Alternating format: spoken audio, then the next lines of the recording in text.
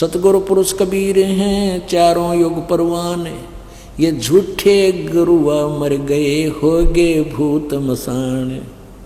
झूठे गुरु के आश्रय कदे ना उधरे जीव, सच्चा पुरुष कबीर है आज परम गुरु पीव।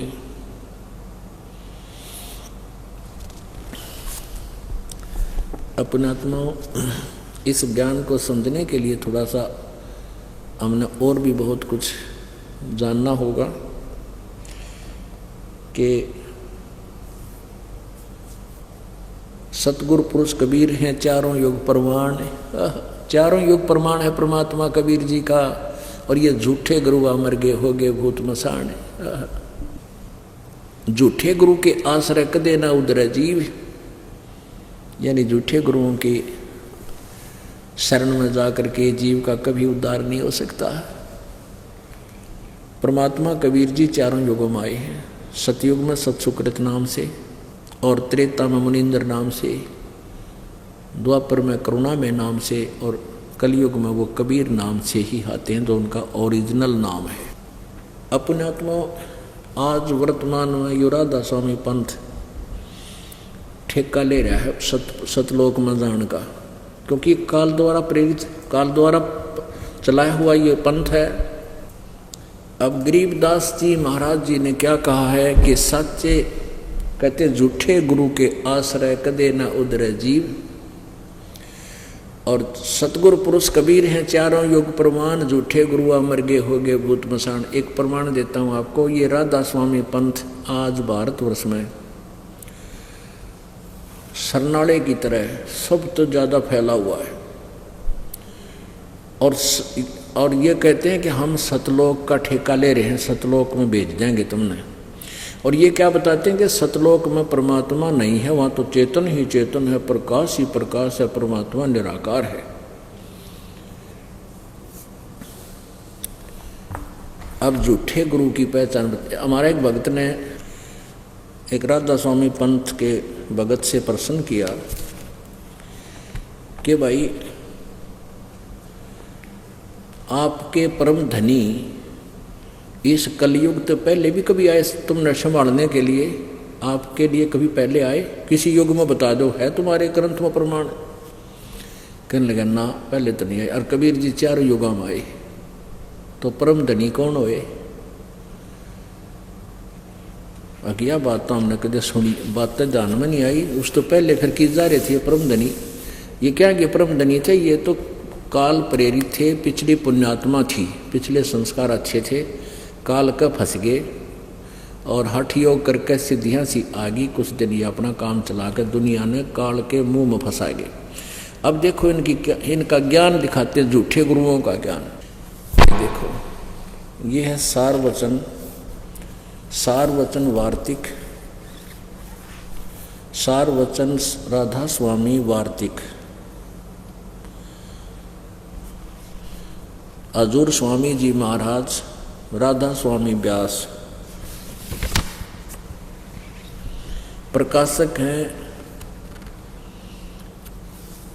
जगदीश चंद्र सेठी, सेक्रेटरी राधा स्वामी सत्संग व्यास, डेरा बाबा जयमल सिंह पंजाब। मुद्रक हैं ये लक्ष्मी ऑफसेट प्रिंटर दिल्ली, भूमिका।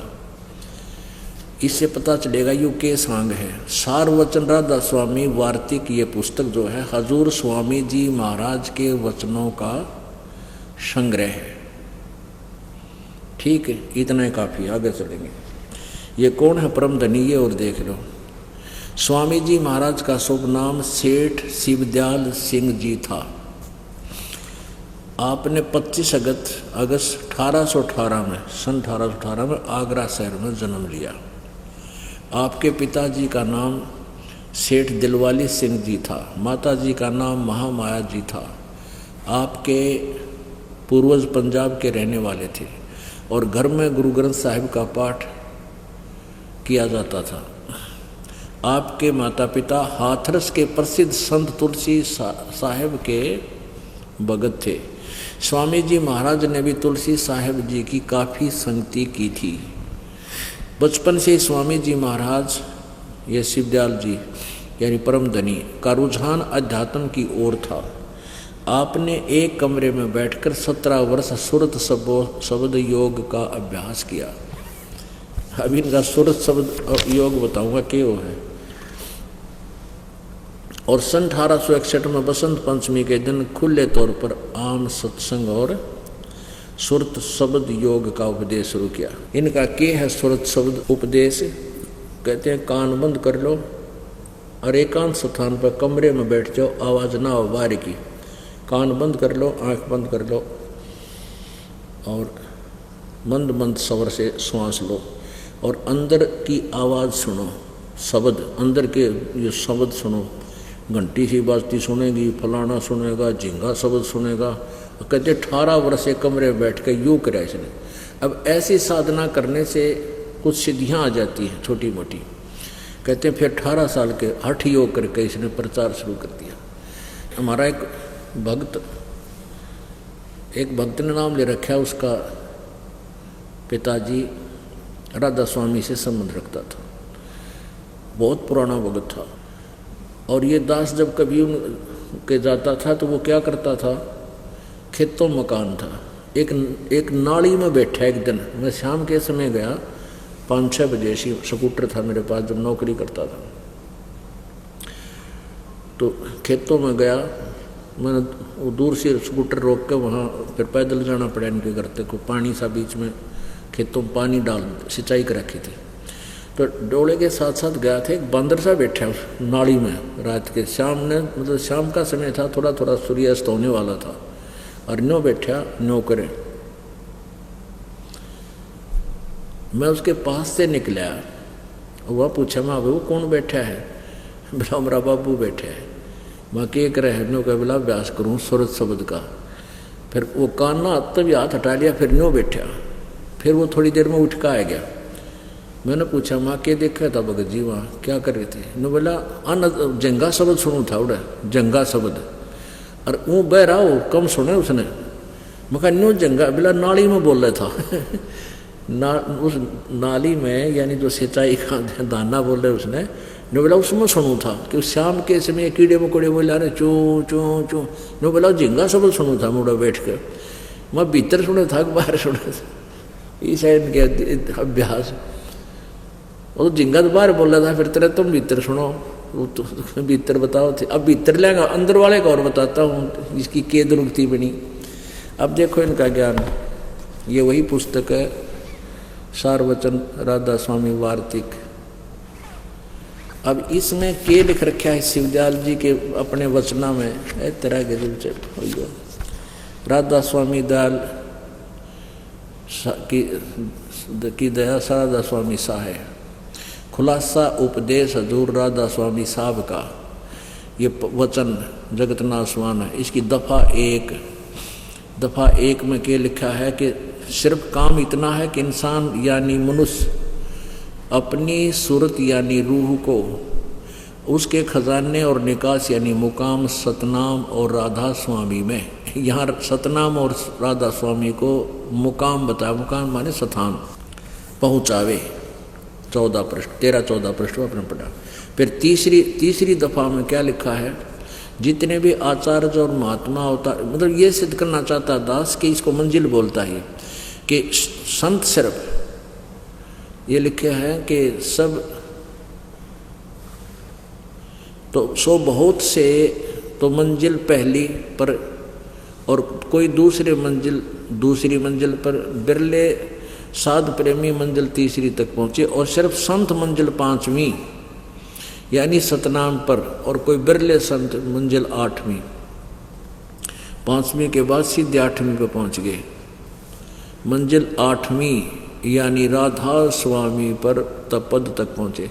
अब सतनाम और राधा स्वामी को यहाँ ये स्थान बता रहे हैं। दास सिर्फ इतना सिद्ध करना चाहता है कि ये 2 वचना में इन्हें क्या सिद्ध किया है कि राधा स्वामी और सतनाम यो स्थान है ऊपर, जहाँ पर ऊपर के बारे में। अब चौथी दफ़ा में क्या रोक काट दिया, देखो 15 पृष्ठ पे ये है वही सारवचन वार्तिक भाग 1 और 15 पृष्ठ पे वचन नंबर 4। अब समझना चाहिए, ये तो वो परम धनी बोल रहा है, ये शब्द शिवदयाल जी जिसने राधा स्वामी पंथ का प्रवर्तक बोल रहा है। अब समझना चाहिए राधा स्वामी पद सबसे ऊंचा स्थान है। हो गया ठीक। और यही नाम कुल मालिक और सच्चे साहब और सच्चे खुदा का है। और इस मुकाम से 2 स्थान नीचे, राधा स्वामी स्थान तय 2 स्थान नीचे सतनाम का मुकाम है। अब वहाँ सतनाम को मुकाम में बोल रहे थे, मुकाम का मुकाम है, प्लाट का प्लाट है, ये समझो नालायक का देख वचन। और जिसको संतों ने सतलोक और सचखंड और सार शब्द और सत शब्द और सतनाम और सतपुरुष करके बयान किया है, ये जोड़ दिया गया टाडंगा। इस सतनाम को के बोले संता ने, जिसको कहते हैं सतलोक भी क्या है, सचखंड भी, सार शब्द भी, सत शब्द भी और सतनाम भी, सतपुरुष भी, सतनाम ने कहे। अरे थरा गजब वही हो, हे परमात्मा, हे मेरे मालिक। अब ऐसे नालायक संतों ने यू बैठा बैठा रखे है और इसके पीछे करोड़ों आदमी लाग रहे, भेड़ वाली चाल अपना कर्म बिगाड़ रहे। अब इसकी के दुरुक्ति हुई, कहते हैं सतगुरु पुरुष कबीर हैं ये चारों युग परवान, और झूठे गुरु मर गए वो हो गए भूत मसान। ये भूत बना फिर शिवदयाल जी कि झूठा गुरु। अब दिखाता हूं आपको, ये इनका जीवन चरित्र उन्हीं के द्वारा लिखा हुआ है। ये देखिए जीवन चरित्र स्वामी जी महाराज, राधा स्वामी ट्रस्ट, स्वामी बाग, आगरा, इतने यूपी से। और जीवन चरित्र राधा स्वामी दयाल की दया, राधा स्वामी दयाल की दया, जीवन चरित्र स्वामी जी महाराज। और लेखक हैं इस शिवदयाल जी के छोटे भाई लाला प्रताप सिंह सेठ उर्फ चाचा जी साहब, प्रकाशक राधा स्वामी ट्रस्ट, स्वामी बाग, आगरा। सर्वाधिकार प्रकाशक द्वारा सुरक्षित है। इसके ये कहाँ से प्रिंट हुआ है? अर्पण मुद्रक है, अर्पण प्रिंटरी राधा स्वामी चैम्बर, भालेज रोड, आनंद। ये हो परम धनी। देखियो डर ना जाइयो, बड़ा पाचन कर लो। ये हो परम धनी, ये है परम धनी वो उनके। अब ये भगवान है परम पुरुष, पूर्ण धनी अधूर स्वामी जी महाराज। पूर्ण धनी का देखिए क्या बनेगा। ये है जीवन चरित्र स्वामी जी महाराज का पृष्ठ 78 पे और 71 नंबर वचन। अब बुक्की जी का, जो कि सिब्बो जी की छोटी बहन थी, थोड़ा सा हाल लिखा जाता है। यह सिब्बो जी से कुछ वर्ष अरसे बाद स्वामी जी महाराज के चरणों में आई थी। जब इन्होंने कुछ दिन सत्संग किया और वचन स्वामी जी महाराज के सुने और वे वचन हृदय में समा गए, तब इनमें प्रेम की हालत, इनके प्रेम की हालत अजीब थी कि जब स्वामी जी महाराज वचन का अर्थ पोथियों का करते, तब इनकी आंखें सुर्ख अंगारा सी हो जाती थी और आंसू बराबर टपकते रहते थे और बहुत देर तक यानी घंटों उन वचनों का नशा बना रहता था। और जब स्वामी जी महाराज कथा से पुरुषत पाकर हुक्का पीते थे, ओहो या रही की कसर और पाएगी धर्म परम धनी की हुक्का पीता था, या अभ्यास का रस लेते थे या कथा करने को बैठते थे, तो बुक्की जी महाराज के चरणों का अंगूठा, बुक्की जी महाराज जी के चरणों का अंगूठा मुंह में रखे हुए घंटों चरणामृत का रस लेती रहती थी। और जब कोई मत्था टेकने के वास्ते हटाना चाहता तो वे चरण नहीं छोड़ना चाहती थी। तब मत्था टेकने वाले से कह दिया जाता कि तुम दूसरे चरण पर मत्था टेक लो और इस प्यासी को मत हटाओ। अब इसमें यह स्पष्ट हो गया कि स्वामी जी परम धनी राधा स्वामी जो का यो प्रवर्तक शिवदयाल जी चरणों पर मत्था टेकवाता था। अब राधा स्वामी पंथ के अनुयायी क्या कहते हैं कि जो परम संत है उनकी क्या पहचान है कि एक तो वो पैसा नहीं लेते, दूसरे वो चरण नहीं छुआते, अरे ये यो तरफ परम धनी तो चरण भी छुआवे और बिना पीछे ये महल कितना गाड़ी दिए, इतने बड़े बड़े आश्रम बना रहे, ये कोई वैसे ऊपर तो पड़ गए। तो इनकी बनावटी बातें। तो हमारे भक्त ने कहा कि भाई तुम लोगों को हो परम संत की ये पहचान है, वो चरण नहीं छुआता, फिर तुम्हारे ये जीवन चरित्र में लिखा हुआ है बुक की, जी उसके चरण का अंगूठा चूसा करती, कोई मत्था टेकना था उसको कह दिया जाता दूसरे चरण पर टेक लो। ये क्या है हमने देखा है कौन कदे, पढ़ाई नहीं है आप आज एक ज्ञान तो है नहीं, किसी ने सारी दंत कथा सुना रखी। अपने पंथ का भी प्रत्येक अपने अनुयायी उस अनुयायी को अपने ही पंथ के बारे में पूर्ण ज्ञान नहीं। तो हमारी बात तो नहीं कड़वी लागे हैं, हम वो अपने से परिचित नहीं है। इनको भी हमने पढ़ाना पड़ा। देखा आपके ये लिख रखा है, अन्यो रामपाल बुरा कुआ है ना, और मेरे के दोष है भाई। अब ये लिख रहे हैं, मैं पढ़ कर सुना दोनों कहो तो झूठा है कपटी। और लिख तुम रहे झूठो, फिर झूठे तुम हो, गलत तुमने लिख रखा है। मैं कैसे झूठा, मैं तो आपका लिखा हुआ एज इट इज पढ़ कर सुना रहा हूँ और दिखा रहा हूँ, सुना भी ना रहा, पढ़ा रहा हूँ साथ में। अब देखो आगे कह दिया जाता था कि तुम दूसरे चरण पर मत्था टेक लो, इस पासी को मत हटाओ। वह बयान किया करती थी कि मुझे इसमें ऐसा रस आता है जैसे कोई दूध पीता। इनके भजन का ये हाल था कि 8 घंटे 9 घंटे रोज भजन किया करती थी। अब फिर बताऊंगा भजन करती थी या भूत के नशे में पड़ी रहती थी। इनको स्वामी जी महाराज के दर्शनों का पूरा आधार हो गया था और सुरत भी ऊंचे देश में पहुंच जाती थी। जब स्वामी जी महाराज अंतर्ध्यान हुए, यानी इनकी मृत्यु हुई शिवदयाल जी की, राधा स्वामी की, तब बुक्की जी की यह कैफियत हुई कि दिन रात बेहोश पड़ी रहती थी और 2-2 दिन हाजिर हजूरी को भी रफा करने नहीं जाती थी। तो सूरत स्वामी जी महाराज के चरणों में लगी रहती थी। करीब 1.5 महीने ये हाल रहा। सबको खौफ हुआ कि शायद इनकी देह छूट जावे। तब स्वामी जी महाराज ने इनको दर्शन दिए और फरमाया कि जिस तरह तुम सेवा पेशतर किया करती थी उसी तरह से करो। और फिर उसी रोज से बुक्की जी भोग भी तैयार करती और मेरी पन्नी गली के मकान पर पहले की दस्तूर के माफिक पलंग बिछाती, हुक्का भरती। और भूत हुक्का पीण फिर आ गया। हुक्का भरती थी, वह पलंग अभी तक बिछा रहता है। गर्ज की जिस तरह से पेशतर सेवा किया करती थी उसी तरह से कुल काम करने लगी। स्वामी जी महाराज उनको ध्यान के समय में प्रगट दर्शन देते थे और कुल सेवा उसी तरह कबूल फरमाते थे जैसा कि अंतर ध्यान होने के पेशतर किया करते थे। बुक्की जी को महाराज उनके आखिरी दम तक प्रगट रहे। मरी इतने उसका वहाँ ही रहे, उसके अंदर ही रहे। यहाँ तक कि जिस किसी को जब कोई बात स्वामी जी महाराज से अर्ज करनी होती थी तो बुक्की जी ट्रांसमीटर बन गया। तो बुक्की जी के जरिए से दरियाफ्त कर लिया करते थे। यानी बुक्की जी अभ्यास के समय स्वामी जी महाराज को प्रकट करके हम कलाम हुआ करती थी।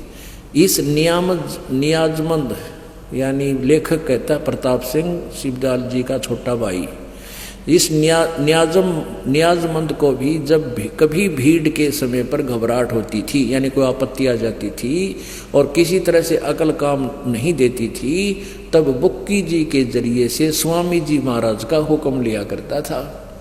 भूत का बुक्की का आगे बोला करता और भूत बुक्की में बोलता फिर। और जैसा हुक्म होता था उसी के मुवाफिक बंदा कारबंद होता था। और इसी तरह राय साहब, ये राय साहब है सालग्राम, राय साहब ने भी मौज की थी। बुक्की जी के जरिए से 2-4 बार हुक्म हासिल किए थे। अब पुण्यात्माओं, झूठे गुरुआ मर गए, हो गए भूत मसान। अब क्या करती थी अब बुक्की, यो 1-1.5 महीने तक तपस्या पे बुना उड़ घड़िया काल ने घेर के, फिर इसकी भूत की योनि के लिए भेज दिया। यो सीधा भटकता हुआ वहाँ आ गया और बुक्की में प्रवेश कर गया अपनी शिष्या में। अब फिर वो उसी तरह बुक्की यानी रोटी बनावे, वो कब्र के आप खावे, पलंग पर बैठ के जिस तरह पहले बैठा करता, बुक्की बैठे वहाँ पर और हुक्का भरका गुड़ गुड़ छक्का हुक्का पीवे। और यूँ कहता लेखक प्रताप सिंह कहता कि मुझे जब आपत्ति आ जाती थी मैं बुक्की के सामने जाके प्रश्न करता था, मेरी समस्या का फिर समाधान बताते थे कि बुक्की बोलो भूत। एक भगत कह रहा था जी मेरा चाचा राधा स्वामी था और वो काफ़ी देर शाम के समय सुबह भी शाम को भी कई 1 घंटा 1.5 घंटा वो इतनो बैठ जाया करता, कत्ती जन इसमें सांस न मांस, ऊपर कपड़ा गिर रहता, इनो बैठा रहता 2-2 घंटे। और वो बीड़ी सिगरेट पिया करता, हुक्का भी पीता था। हुक्का तो राधा स्वामी वाला का दादा लाई है क्योंकि इनका जो हेड ऑफ दी डिपार्टमेंट पीन लग रहा। और वो चूरमा घना खाया करता। वो मृत्यु को प्राप्त हो गया, मृत्यु को प्राप्त हो गया तो अपनी पुत्र वधू में बढ़कर बोलने लग गया उसको। और वह कभी बीड़ी नहीं पिया करती, बीड़ी पीने लगी और चूरमा बनावर खावे। ये वह कई बार धमका दी, पीट पैट दी तो नो कह थारा नाश कर दूंगा, मैं थारा चाचा बोलूँ हूँ। और ले भाई चाचा भी दुखी कर, तू भक्ति करा करता बोला, फिर ना बोले नो कह तू भक्ति करता था कि भूत बन गया, कति नहीं बोले। फिर नु बोला उसके नु बोला मेरा वहाँ मकान बना दो, बाहर एक मंडी सी बनवा दी, फिर बिना पीछा छोड़े। और एक आधी बार उसने ऐसा कुछ हमारा भविष्य का भी बता दिया जिससे हमें कुछ लाभ भी हो गया हैं इस तरह। लेकिन वो दुखी घना करा करे, उसका वहाँ रहे ना वह कुछ काम करे, सारे दिन पड़ी रहे न्यू बेचारी, वो दे तोड़ा कुंगर उसका माँ बड़े उस लड़की में। तो कहता ईब आपका नाम लिए पाछे वो चाचा पांडा छूटा भूत थे। तो ये दशा थी इस शिवदयाल जी की। ये भूत बनकर बुक्की में आ गया, ने चूरमे खावर होका पीवा पलंग पर बैठ के और वो प्रश्न करे। वो बुक्की में बोले, बुक्की को रेडियो स्टेशन था, आकाशवाणी उड़े हुए थी उसकी, वो भूत था उसमें। तो पुण्यात्माओं रामपाल इसीलिए बुंडा लग गया है कि सच्ची कहे, और सच्ची कहे बिना यू जख्म भरा को ना। पुण्यात्माओं जैसे हमारे एक भक्त था, एक भक्त था बूढ़ा, हम काशी यात्रा पर गए थे एक बार, वो रास्ते में एक्सीडेंट हो गया। ये बरवाला आश्रम जो पुराने वाला था छोटा सा था, उसमें 1-2 कमरे बना रखे थे, वो यहाँ रहने लग गया रहा करता। तो वो यहाँ बरवाला किसी डॉक्टर को दिखाया, डॉक्टर ने वहीं एक कंपाउंडर भेज दिया, रोज के 10 रुपये पट्टी के ले ले 20 रुपये। वो जावे, उसने पट्टी खोला और छेड़ा छाड़ी करे, बूढ़ा ने कहा मर गया ना छेड़े। तो उसने सोची कि दे रोज के 10 रुपये तेरे जावे, वो उसका ऊपर ने पट्टी करावे। 1 महीना हो गया, उसमें बदबू मारने लगी जख्म में। एक ऐसे घूमता फिरता एक डॉक्टर चला गया, वैसे ही हमारा एक भगत रहता था उसके साथ, उसका मित्र था। उन्हें जाकर देखा बदबू आ रही है, बुढ़ा का क्या हो रहा है, क्या हो गया इसको। उसने बताया कि एक्सीडेंट हो गया था, इसका जख्म हो रहा है। उन्होंने देखा अरे सड़ा है कति। अब वो वापस गया बरवाला शहर में, पट्टी वट्टी सारे सामान ले गया और वह पट्टी खोल ली और वह पाड़ी उस पर जख्म। वो बूढ़ा रोए मर गया। नो बोला एक बार मरेगा ना टांग कटेगी तेरी है, ये कुछ ना हो थोड़ी देर। उसने उसका पाड़ के वह पट्टी और पाड़ के जख्म, वो ऊपर तो दल्ली पाप होती है और इसके अंदर जख्म मवाद बन रहा।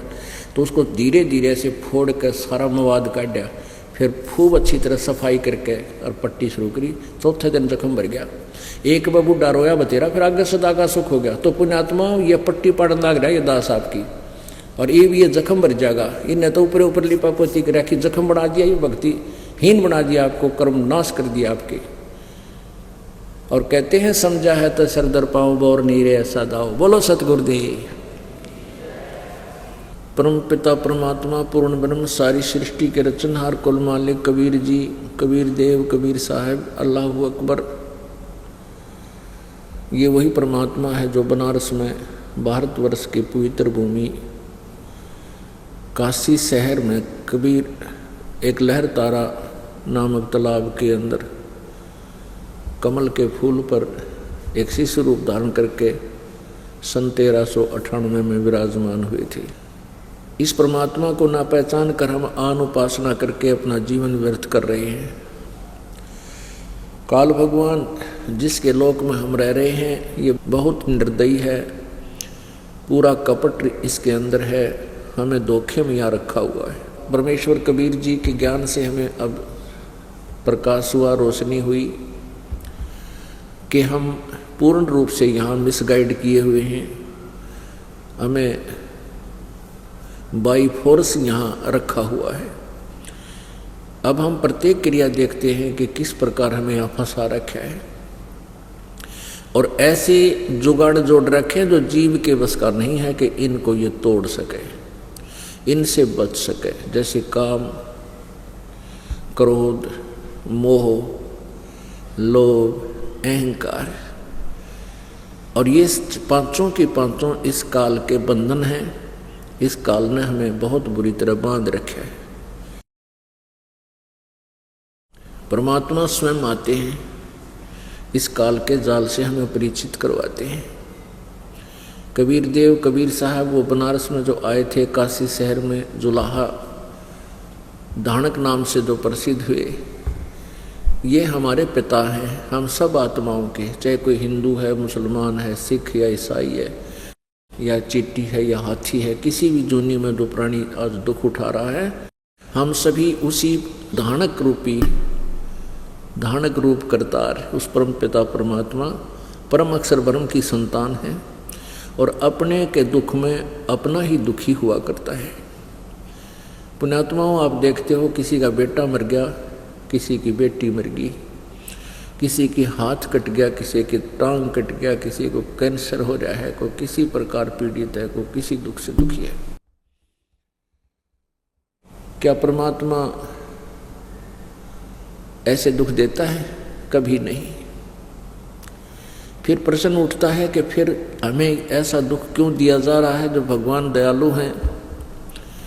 परमात्मा ने बताया है कि तुम जहाँ रह रहे हो ये दयालु नहीं, ये कसाई है। ये ऐसा भगवान है जैसे कसाई बकरे पालता है। कसाई बकरे पालता है, उनके लिए सुविधाएं रखता है, अपने बकरे बकरियों के लिए नर मादा को एक जगह रखता है, वो संतान उत्पत्ति करते हैं, उनके लिए सब सुविधा बनाता है। सर्दी गर्मी से बचने के लिए एक झोंपड़ी, छान यानी शेड आदि का प्रबंध करता है।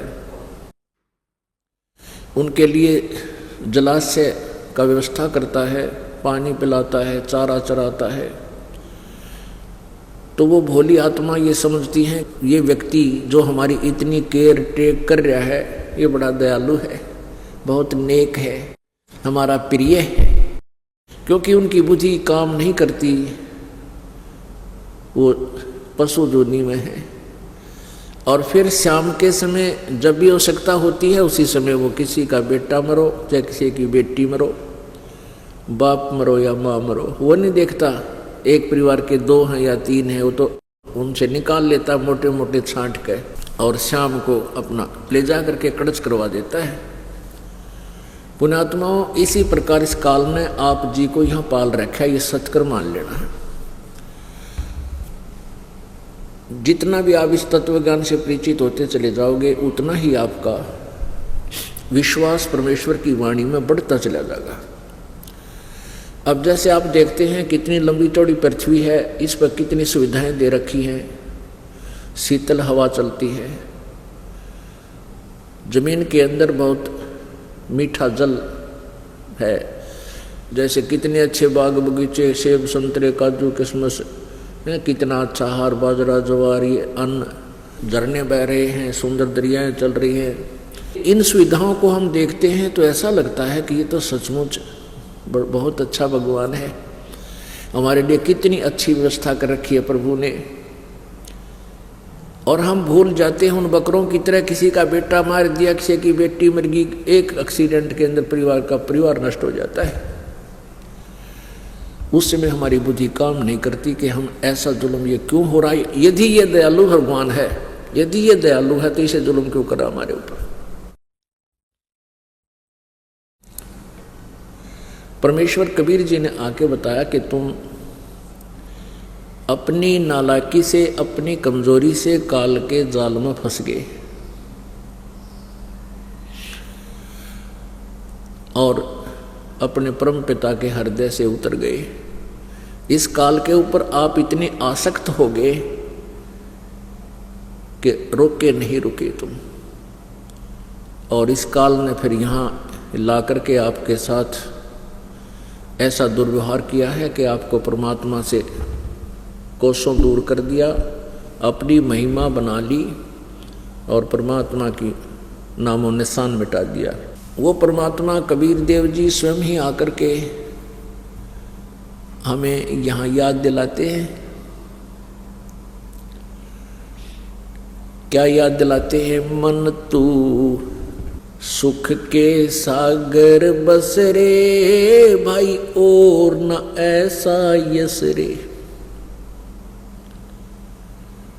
अपना आत्मा यहाँ हम अपनी महिमा की भूख में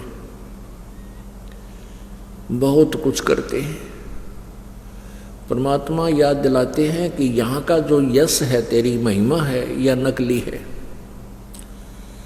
मान लीजिए कोई अच्छा महान संत हुआ, कोई अच्छा राजनेता हो गया, और भी कोई ऐसा समाज सेवक बन गया, बहुत अच्छी महिमा होगी उसकी,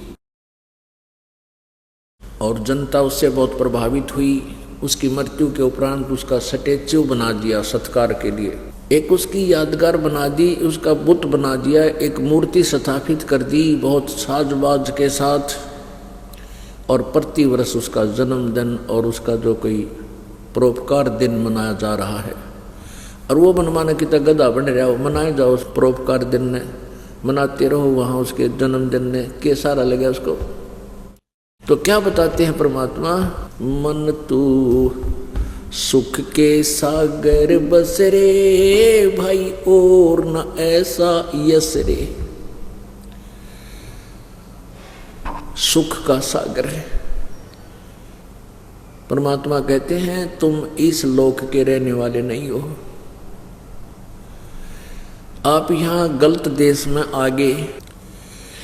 पुण्यात्मा, जिस समय आपको परमेश्वर की इस वाणी का चस्का पड़ जाएगा, इस परमेश्वर की अमृत वाणी का जब आपके अंदर एक चाह बन जाएगी, आपके पाप कुछ कम हो जाएंगे, फिर आपको परमात्मा की भक्ति और ये वाणी बहुत स्वादिष्ट लगेगी। ना आपका गाने सुनने दिल करे, ना कोई बकवास सुनने को दिल करे, ना कोई इधर उधर की गप्पे मारने को दिल करे। आपकी यही इच्छा रहेगी कि भगवान की वाणी पढ़ें, मंत्र जाप करें, नित नियम करें। तो क्या बताते हैं परमात्मा?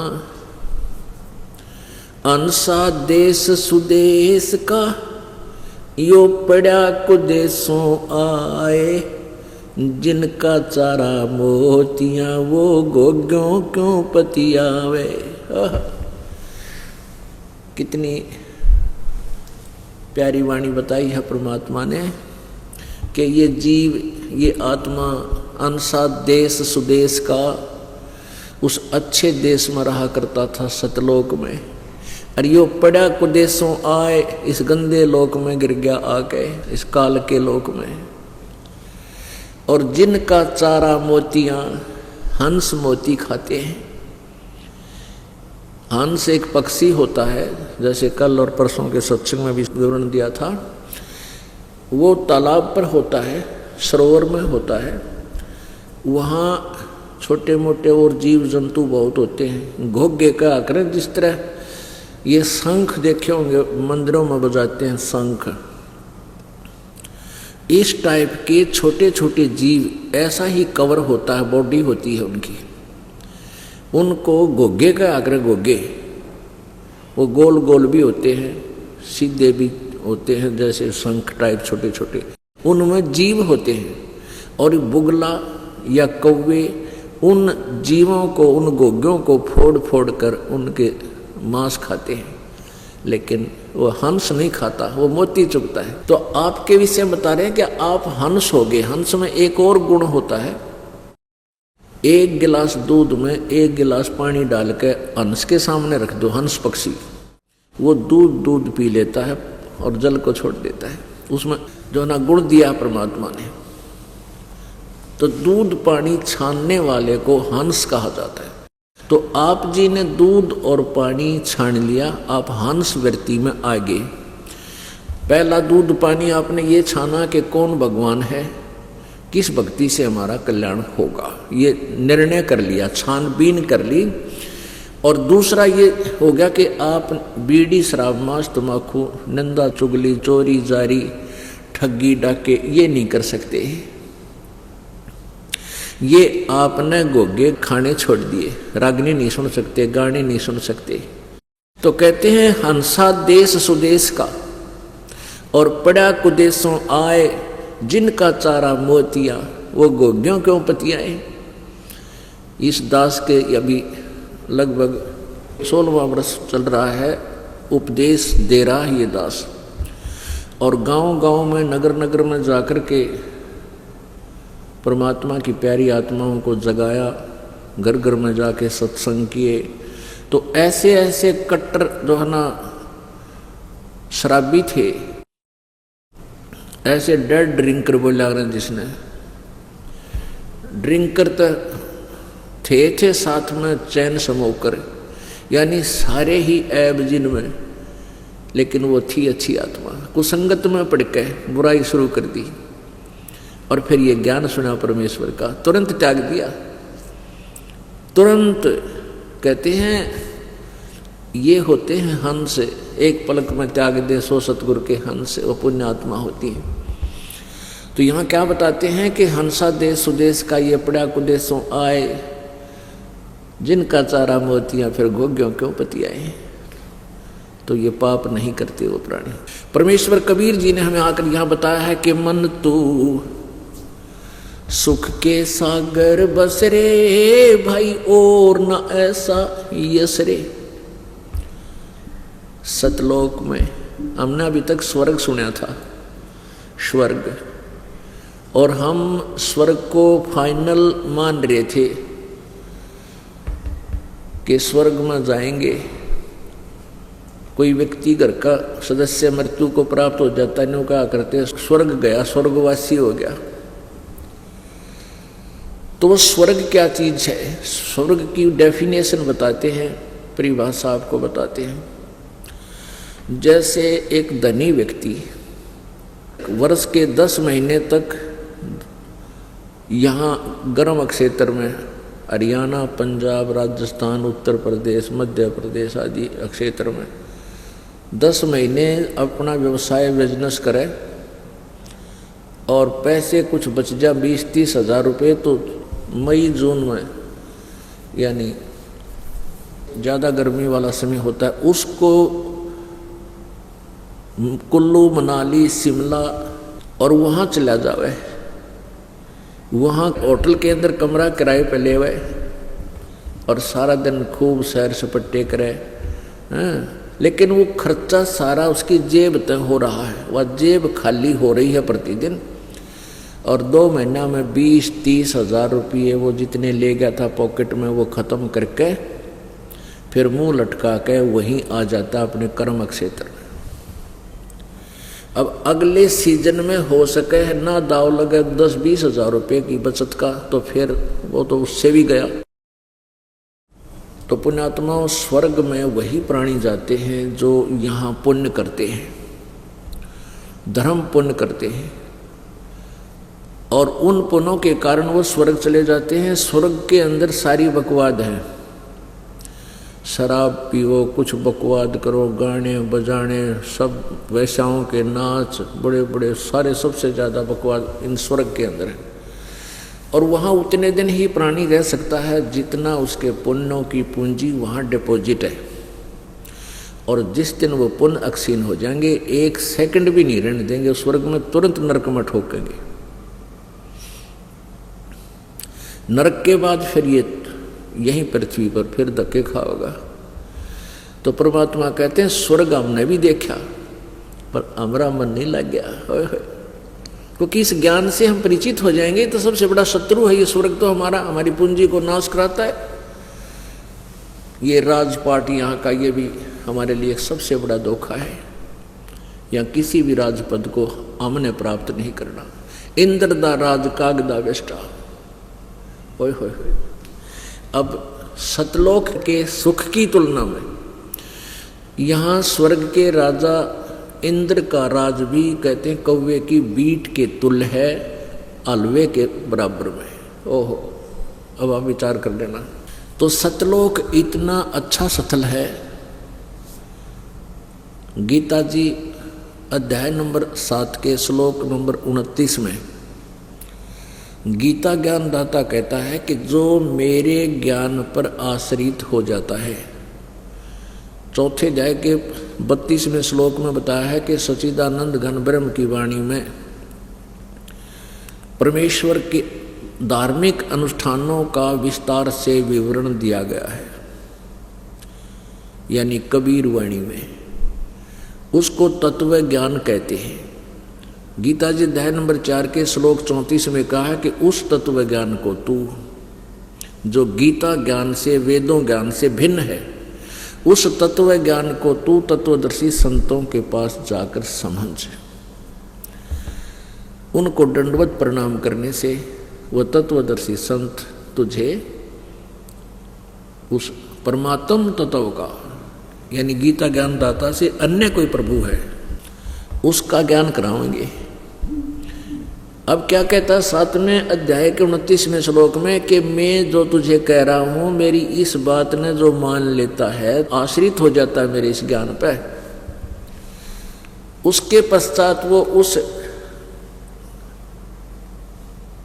तत्ब्रह्म से परिचित हो जाता है। तत्ब्रह्म, तत्ब्रह्म कौन है? तत्ब्रह्म क्या बताया इस काल ने? गीता जी अध्याय नंबर 8 के श्लोक नंबर 1 में पूछा अर्जुन ने कि वो तत्ब्रह्म कौन है प्रभु, जिसका आप 7वें अध्याय के 29वें श्लोक में जिक्र किया। 8वें अध्याय के गीता जी के 3रे श्लोक में कहा कि वो परम अक्षर ब्रह्म है। तो गीता ज्ञानदाता अपने से अन्य किसी प्रभु परमेश्वर के बारे में संकेत कर रहा है। अब गीता जी अध्याय नंबर 7 के श्लोक नंबर 29 में कहा है कि मैं जो तुझे बता रहा हूं इस पर आश्रित होकर और उस तत्ब्रह्म से परिचित होकर, तत्ब्रह्म माने परम अक्षर ब्रह्म सच्चिदानंद घन ब्रह्म से परिचित होने के उपरांत और पूरे अध्यात्म ज्ञान से, क्योंकि तत्व ज्ञान के अंदर पूरा विस्तार से बताया जाता है, और सभी कर्मों से, यानी कौन से कर्म पाप हैं, कौन से करने चाहिए, कौन से ना करने चाहिए, इससे परिचित होने के उपरांत ये प्राणी फिर जरा और मरण से ही छुटकारा पाने का यत्न करता है। जरा मीन वृद्ध अवस्था, बुढ़ापा, और मरण माने मृत्यु। कहते हैं सबसे बड़ा दुख इस प्राणी के लिए बुढ़ापा और मृत्यु है। पुण्यात्माओं, आज आप कितने सुखी नजर आते हो अपने आप में? भाई मेरा बेटा भी है, बेटी है, अच्छी संतान है, खूब उनको सुविधा है, उनके बाल बच्चे हैं, बढ़िया उनका व्यवसाय है, परंतु हम ये भूल जाते हैं कि ये है कितने दिन का। यह दिमाग में ना आती कि ये है कितने दिन का।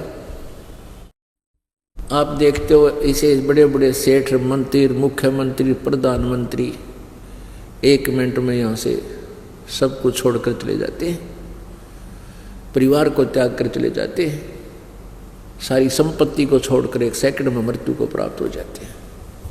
तो हमारी बुद्धि वहाँ नहीं पहुँचती। क्यों नहीं पहुँचती? क्योंकि हमने तत्व ज्ञान नहीं सुना, हमें कोई संत नहीं मिला। तो पुण्यात्माओं, यहाँ से तो आपको जाना पड़ेगा। इस बात ने मानो चाहे मत मानो, या फाइनल है, पर हमने मानना पड़ेगा, क्योंकि हम ये भक्त हो गए, हमें ज्ञान मिल गया, हमारी वो मोतियाबिंद का ऑपरेशन समाप्त हो गया, खत्म हो गया। हमारा मोतियाबिंद का ऑपरेशन हो गया, हमारा मोतियाबिंद नष्ट हो गया। तो क्या बताते हैं कि हम उस सतलोक में चलेंगे,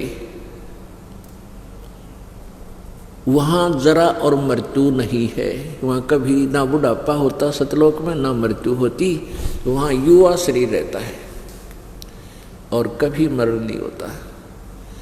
हम इतने ढीठ हो लिए यहाँ पर, हमारा किसी का कोड लाग रहा है, वो बिना सोचा भगवान जीवित रहा रो, किसी को और भी भयंकर बीमारी है तो नहीं सोचे भगवान मेरा जीवन बचे, किसी तरह जान बचे, और जान फिर भी जाएगी। एक तो हम सोचे हैं, पहला तो दुख यहाँ और बहुत है जिसकी गिनती को नहीं। बचपन से ही प्राणी दुख उठाने लगता है, लेकिन हम छोटे मोटे दुखों के आदी हो गए सहन करने के। इन आम दुखों को तो हम दुख भी ना मानते, और हम इतने ढीठ हैं जब मृत्यु ना होते इन दुखा ने भी सहन कर लिया, कोई दिक्कत को नहीं। दुख भी और फिर मृत्यु भी, दोनों पीड़ा और बुढ़ापा। तो परमात्मा क्या बताते हैं, वहाँ कोई दुख नहीं सतलोक में। ऐसी ही सृष्टि होगी वहाँ पर, ऐसा ही आपका शरीर होगा, लेकिन उसका मटेरियल दूसरा होगा। ये मटेरियल बहुत खराब है जो शरीर हमने पहन रखा है, जो ये महल हमारा मिला हुआ है, ये बिल्कुल व्यर्थ है। ये तो बालू की भींत, बालू रेत से बना हुआ कोई मकान हो, वो कितना अस्थायी होता है अंडरस्टूड है। और एक कंक्रीट से बना हो, तो ये समझ लो कि सतलोक में आपको वो शरीर मिलेगा जो कभी बूढ़ा नहीं होता। वो असनाविरम शुक्रम कायम, असनाविरम। वहाँ तेज पुंज का शरीर होगा। आपके शरीर का इतना सुंदर होगा कि 16 सूर्य की रोशनी मिला दे, इतना तेज होगा आपके इस शरीर का। गर्मी नहीं होगी, लेकिन इतना नूर होगा आपके शरीर का। और वहाँ सदाबहार वृक्ष हैं, फलदार वृक्ष हैं, दूधों की नदी चलती है, अमृत सरोवर है वहाँ पर। वहाँ कोई धूल मिट्टी नहीं है, वहाँ दिन रात नहीं है। तो क्या बताते हैं, वहाँ कोई टेंशन नहीं है, ना बीपी हाई हो ना लो हो।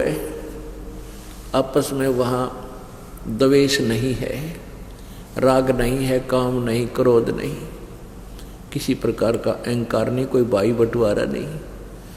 अपने आत्माओं, आप यहाँ आते हो, ये रिहर्सल है उस मिनी सतलोक, समझ लो ये सतलोक आश्रम बरवाड़ा, मिनी सतलोक। यहाँ आप आए हो, आपको एक जैसा आहार, एक जैसा बिस्तर, एक जैसा बैठना, सबको एक जैसा स्नान आदि करने की व्यवस्था है। आप यहाँ आए हो, आपने कोई काम नहीं, नहाओ दो, खाना बनाओ और खाओ, और मालिक ने याद करो। तो ऐसे सतलोक में हम रहेंगे। राग द्वेष एक आधा निकम्मा खर हमारे अंदर यहाँ दोष गणे भर रखा है। हम कोई नए नए आए हैं, वह पुरानी आदत के कारण थोड़ी बहुत गड़बड़ कर देते हैं। कोई तो रजाई पर रोड़ा कर दे, कोई गद्दा बिछा रहा है तो प्रेम कर ले, और ये तो कर लो कितना है, बाकी यहाँ इनकी ज़रूरत नहीं पड़ेगी। किसी को कोई न्योय नहीं, भाई एक जैसा सबको व्यवहार है, एक जैसा सबको बैठने उठने खाने की वस्तु मिल रही है, तो यहाँ द्वेष तो हो ही नहीं सकता। कोई आदतवश बकवादी आदमी कितना कर ले, वो तो उसकी आदत बनी हुई है। तो सतलोक में ऐसे है, वहाँ ना कोई भाई बंटवारा, ना किसी चीज़ का अभाव, सबको एक जैसा वहाँ पर मकान है, एक जैसा सब आहार खाने को है, एक जैसा व्यवहार है। तो वहाँ ना द्वेष है, ना राग है, और ना ही किसी प्रकार का और विकार है। अब जैसे छोटे बालक होते हैं 2-4 साल के, 5 वर्ष के, उनमें किसी प्रकार की वासना नहीं होती, उनमें बिल्कुल ही नहीं होती, और कितना अच्छा उनका जीवन होता है, कितना उनका जो है ना सुख होता है उन बच्चों को। अब उस जीवन में ही हम महसूस कर सकते हैं। उसके बाद जितने युवा होते चले जाते हैं, ये विकार आग लगाते चले जाते हैं, इस जीव को 24 घंटे बेचैन रखते हैं। ऐसा भाव वहाँ रहेगा जो सतलोक के अंदर कोई विकार आवे को ना, इस प्रकार का शरीर है, और हर तरह की सुविधा वहाँ पर उपलब्ध है। तो उसको कहते हैं सुख का सागर। सुख सागर की परिभाषा थोड़ी सी बताते हैं। जैसे कई बार इस दास के साथ तो बहुत बार बनती है ऐसे, और ये कभी आपके साथ भी बनी होगी। अकेले बैठा हो, कभी कभी एक ऐसी हिलोर उठती है अंदर से, कोई भी पराया नहीं लगता, ना कोई शत्रु महसूस होता। कितना ही निकम्मा व्यक्ति कितना दुख दे रहा हो अपने को, उसके प्रति भी एक बहुत अच्छा प्रेम जाग जाता है, द्वेष नहीं रहता।